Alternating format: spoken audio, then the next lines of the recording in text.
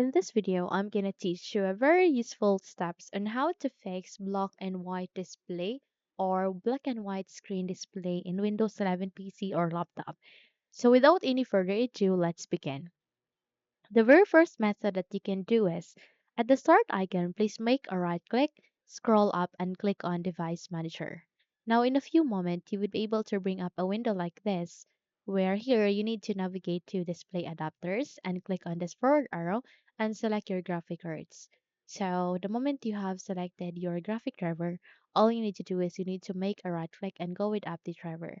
So this window will allow you to choose two options. Proceed with search automatically for drivers.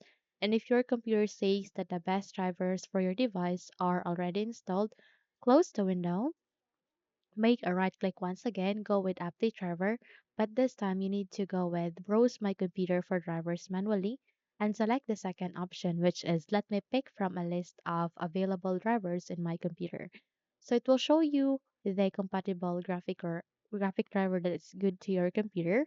All you need to do is you need to try out one by one, click on next, install it in the PC, go with the second, click on next, go with the third, and so on and observe what graphic driver will work for you. Once you're done, restart the computer and check if your black and white screen display is being fixed. However, if not, then we need to bound to our last method, and that is here at the bottom search bar. Please type for settings. Eventually, a best match will appear. Please click on the best matched, so double tap to it. And you can also simply press Windows key and I key together in the keyboard, and in that way, you would be able to bring up the settings window. So from here, please navigate to the left pane of that. There you can see accessibility. Remember the accessibility, it is being composed of three components, which are vision, hearing, and interaction. And since we're dealing with the vision, because it goes with the black and white screen display, so you need to locate for colors and color filters.